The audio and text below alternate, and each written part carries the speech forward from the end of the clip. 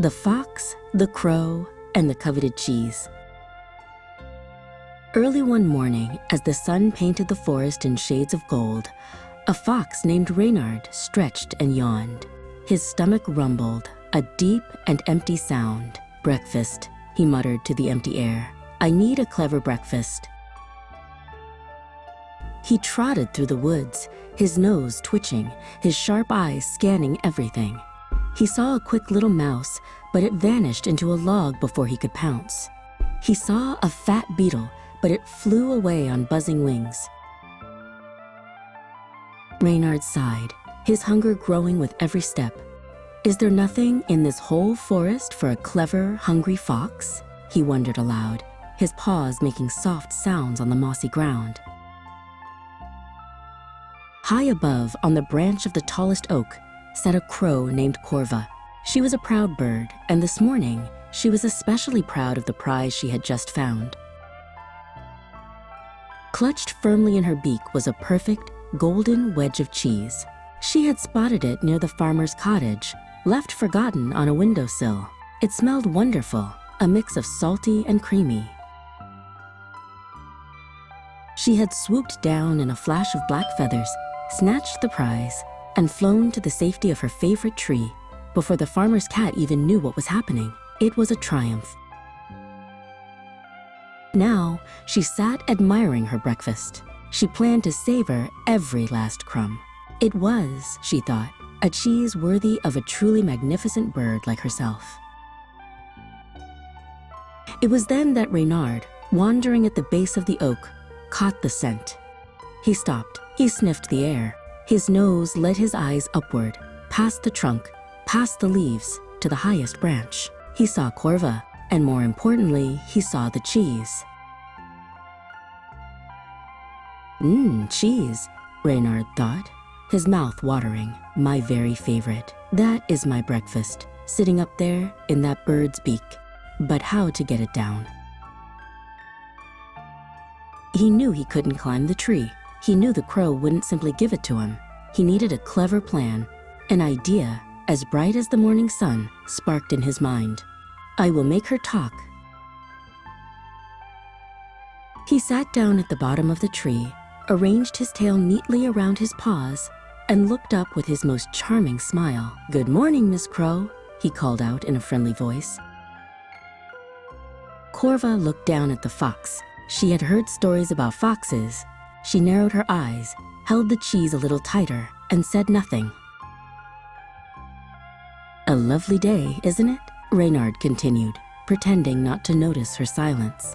"The sun is shining, the birds are... well, you are sitting, but I'm sure others are singing."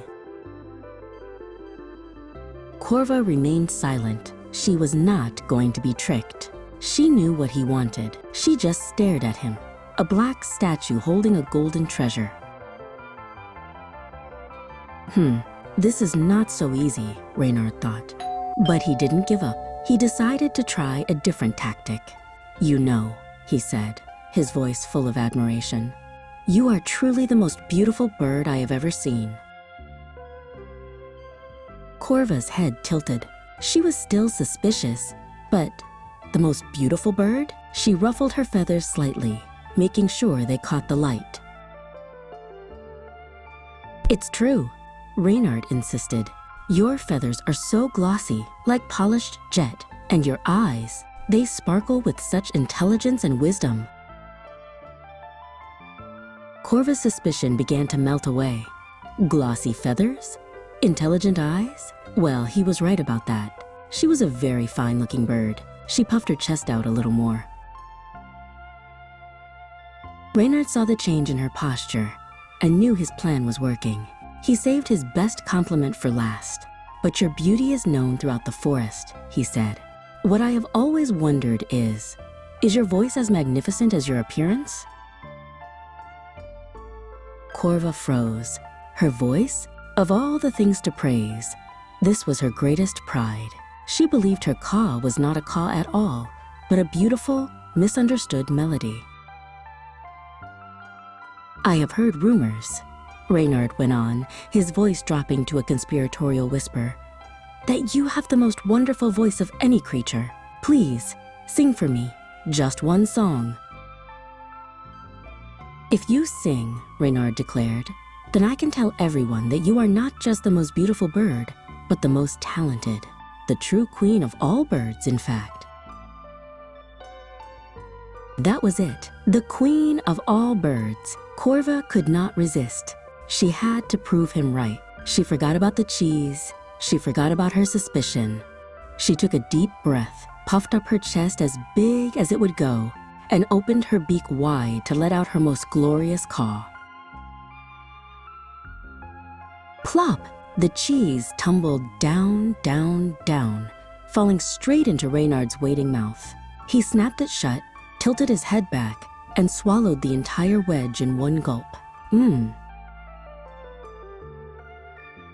"Thank you for the delicious breakfast, Queen Corva."